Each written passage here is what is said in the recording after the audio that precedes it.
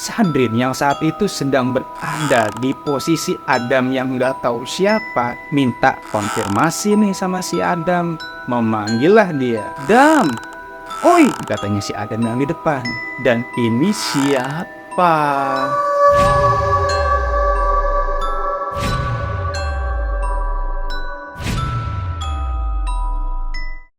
Assalamualaikum warahmatullahi wabarakatuh. Halo Sobat Cibo, terima kasih sudah di sini. 9 orang anak hasil dari pertemanan mereka di salah satu sekolah daerah Yogyakarta melakukan pendakian ke Gunung Slamet via Bambangan. Adi, Roni, Sadrin, Adam, Kevi, Indra, Cindy, Restu, dan Wahyu si pembuat cerita ini, Bu. Beberapa kejadian ganjil mereka rasakan saat melakukan perjalanan ke maupun saat di gunung tersebut, Bu. Dengan menggunakan sepeda motor saling berboncengan, mereka menembus hujan yang saat itu memang lagi musim-musimnya, Bu. Yaitu sekitaran bulan Februari 2016 jam 4.30 sore. Jam 10 malam mereka nih sampai di Purbalingga, kemudian meneruskan jalan 1 jam kemudian hingga jam 11 di sebuah tempat yang tidak mereka kenal, Bu. Mereka disasarkan oleh Google Maps ke sebuah desa yang aneh. Desanya sepi dan punya ujung jalan yang buntu ternyata. Belum lagi karena kondisi masih hujan, mereka harus menumpang neduh di sebuah rumah yang pada saat itu mereka mendengar suara orang nyinden. Dan karena nggak mau terjebak dalam situasi yang horor kayak gitu, Bu, mereka memutuskan kembali nih untuk ke titik GPS yang terakhir itu terlihat baik. Tapi di tengah perjalanan, tas ranselnya si Wahyu ini putus, Bu. Belum lagi motor yang ditumpangin sama si Wahyu ini, yaitu motor si Sadrin, ini gasnya ngempos alias tidak bertenaga. Tidak berapa lama motornya Kevi ngebul, ngeluarin asap tebal gitu kayak foggingnya kelurahan, Bu. Terus teman-teman yang lain gimana? Entahlah mereka sudah ada di mana. Akhirnya mereka bertiga ini mendorong-dorong motor mereka. Setelah mendorong sekian lama, mereka akhirnya melihat nih teman-teman mereka sedang menunggu mereka. Semakin dekat, terlihatlah senyum-senyum teman-temannya. Satu di antara teman Wahyu berkata, "Jalan persimpangan nih, kita ambil jalan yang mana?" Ya itulah teman. Meminta saat membutuhkan dan entah kemana saat dibutuhkan. Wahyu mengatakan agar mereka mencari masjid saja untuk menginap malam itu di sana. Setelah ketemu masjid, mereka akhirnya rehat di sana dan menghabiskan malam itu di sana hingga tertidur. Kemudian mereka dibangunkan oleh suara azan. Lalu mereka sholat. Selesai sholat, mereka ditanya oleh seorang bapak-bapak. Bapak itu bertanya mau kemana dan dari mana. Wahyu kemudian menjelaskan asal mereka dan mau kemana. Wahyu juga menjelaskan bagaimana mereka numpang tidur di masjid tersebut, Bu. Si bapak itu mengangguk, lalu kemudian mengatakan bila disasarkan ke desa tersebut itu sudah sering terjadi. Tunggu, disasarkan di desa itu? Jadi ada sebuah kekuatan yang menyasarkan mereka ke desa itu, maksudnya si bapak. Tapi si bapak itu bilang ya sudahlah, yang penting kalian selamat. Ya karena Wahyu dan teman-temannya juga merasa takut buat bicara pertanyaan itu ya, Bu, ya mereka juga aja. Ya udah akhirnya mereka minta info jalan terbaik menuju basecamp Bambangan, Bu. Ketika motor Sadrin dan Kevi sudah kembali membaik dan tasnya Wahyu sudah direparasi secara darurat, angkatlah mereka ke basecamp Bambangan. Setengah jam kemudian mereka sampai di basecamp Bambangan, Bu. Ngurus-ngurus si Maxi, sarapan, kemudian mereka tidur. Jam 10 mereka bangun, kemudian siap-siap dan langsung melakukan pendakian. Singkat cerita, jam 1 siang mereka sampai di pos 1. Di sana mereka rehat sebentar karena banyak yang jualan, Bu. Lalu setelah jajan, mereka melanjutkan perjalanan hingga jam 2 mereka sampai di pos 2. Disinilah terjadi drama. Teman Wahyu yang bernama Restu ini baru pertama kali naik gunung. Dia mengatakan bahwa dia sudah tidak kuat untuk melanjutkan perjalanan. Hingga si Restu ini minta istirahat lebih lama. Ya gimana mau cepat nyampe, kata Wahyu, kalau sebentar-sebentar istirahat. Akhirnya Wahyu memutuskan untuk membagi 2 grup nih. Yang pertama atau kloter pertama yaitu Wahyu, Roni, Kevi, dan Adi nih. Sementara sisanya adalah kloter kedua. Kloter pertama itu berangkat duluan. Rencana Wahyu dalam kloternya itu bablas sampai pos 5, kemudian mendirikan tenda untuk teman. Tapi sungguh di luar dugaan, sekitar jam setengah 5 sore mereka baru sampai pos 3, Bo. Sepertinya harapan buat bikin camp di pos 5 ya pupus. Wahyu bisa aja sih langsung bablas ke pos 5 sampai maghrib. Cuma gimana dengan kloter 2? Apakah nanti mereka akan mampu sampai pos 5 itu sebelum gelap? Dan inilah arti dari jiwa sejati seorang teman, Bo. Berapa, Wahyu? Good job! Ya, pilihan mutlak mereka adalah mendirikan tenda di pos 4, bukan pos yang sangat legend di Gunung Slamet, yang dimana itu sering terdapat kejadian-kejadian ganjil. Makanya dinamakan sebagai pos Samarantu, yang entah rumor dari mana disambung-sambungkan dengan kepanjangan dari samar-samar dan hantu. Padahal menurut ranger di sana nih yang saya tahu, pos Samarantu itu sebenarnya mengambil dari pohon yang ada di sana, yaitu pohon Samarantu. Dan kabarnya pohon itu tinggal 2 aja nih, Boy, yang ada di jalur Bambangan itu. Dan ketika Wahyu sibuk berpikir tentang ngecamp di pos 4 atau tidak, nah nggak lama nih ketemu nih si Wahyu dengan orang yang baru turun mendaki. Nah percayalah, Bo, ketika kalian menanyakan jarak atau waktu kepada orang yang turun gunung, jawabannya pasti bikin Mbak bungo-bungo. Udah dekat, ayo semangat. Itu pasti jawaban hiperbola. Percaya deh. Dengan semangat yang tersisa, tim Wahyu akhirnya meneruskan perjalanan mencapai pos 4. Setelah sampai di pos 4, ternyata sepi, tidak ada yang membangun tenda di sana. Akhirnya diputuskan untuk break sebentar di pos 4 sambil menunggu si kloter kedua ini, Bo. Setengah jam lebih akhirnya kloter kedua muncul. Diskusi pun terjadi, bikin camp di pos 4 atau lanjut ke pos 5, dan yang jelas dengan konsekuensi yang ada. Dan akhirnya mayoritas sepakat untuk bikin camp aja di pos 4, dan sebagai teman siap menanggung resikonya bersama.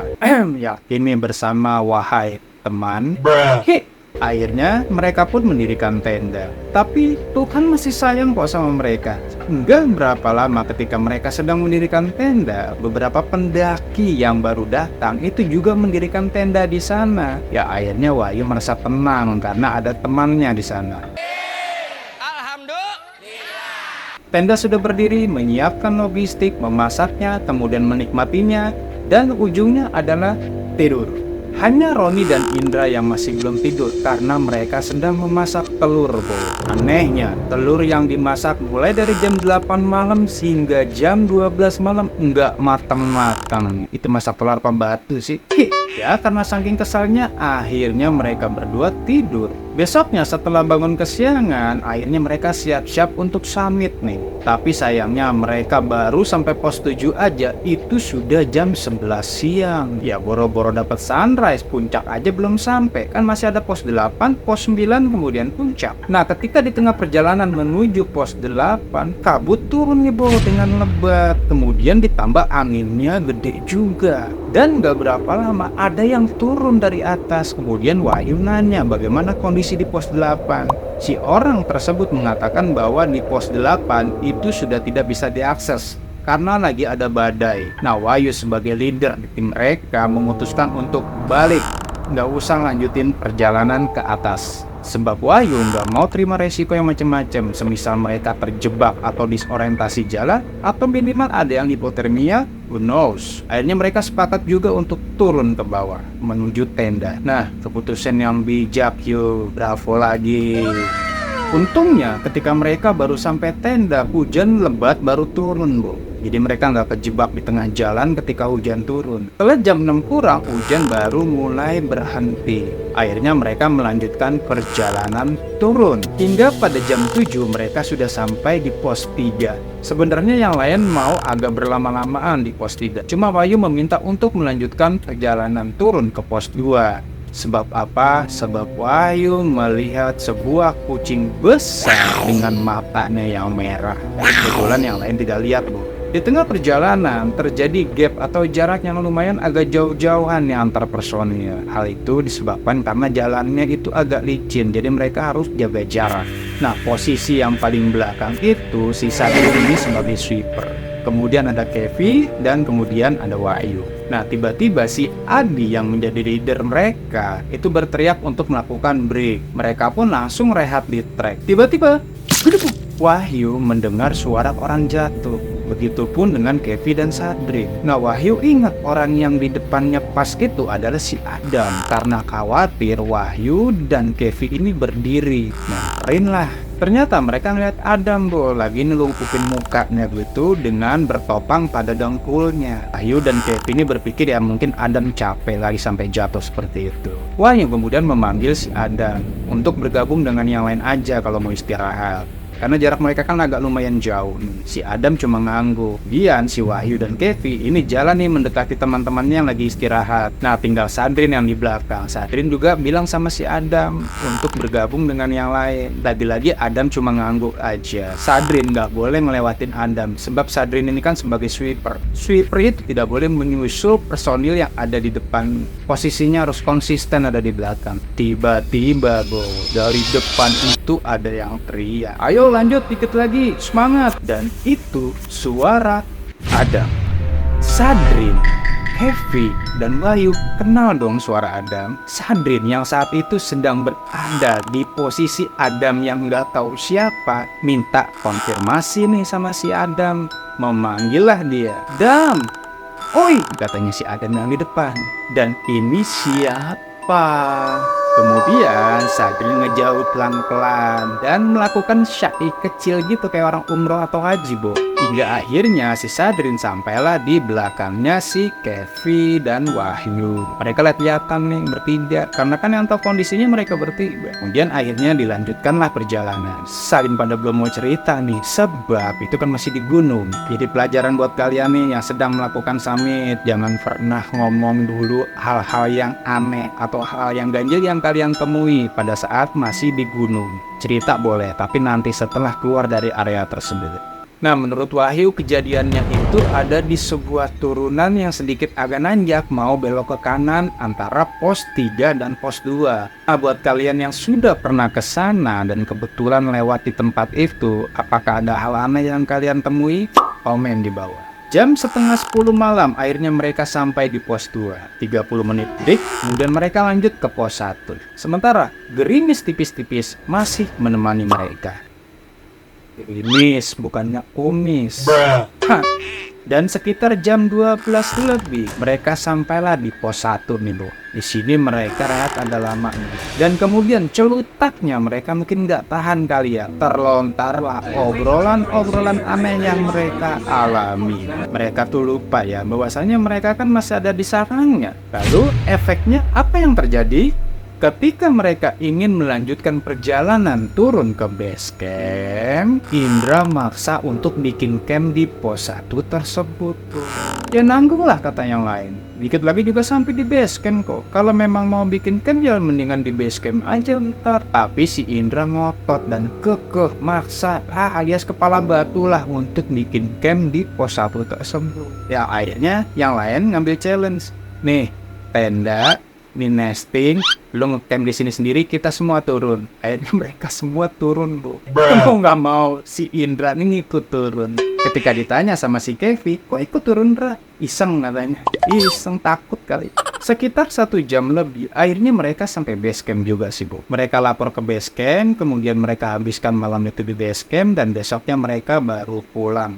Ternyata setelah beberapa hari barulah terungkap kenapa si Indra ini kekeh untuk bikin camp di pos 1.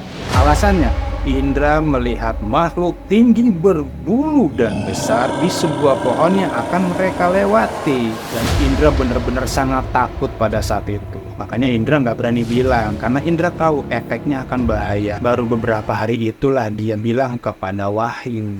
Nah, demikianlah perjalanan Wahyu bersama teman-temannya ke Gunung Slamet via Bambangan. Masih ada video lainnya yang akan saya kasih ke kalian, jadi jangan lupa untuk subscribe dan klik loncengnya untuk tidak ketinggalan video-video terbaru. Like bila kalian suka dan dislike bila tidak suka. Akhir kata saya ucapkan wassalamualaikum warahmatullahi wabarakatuh. Salam lestari dan bye-bye.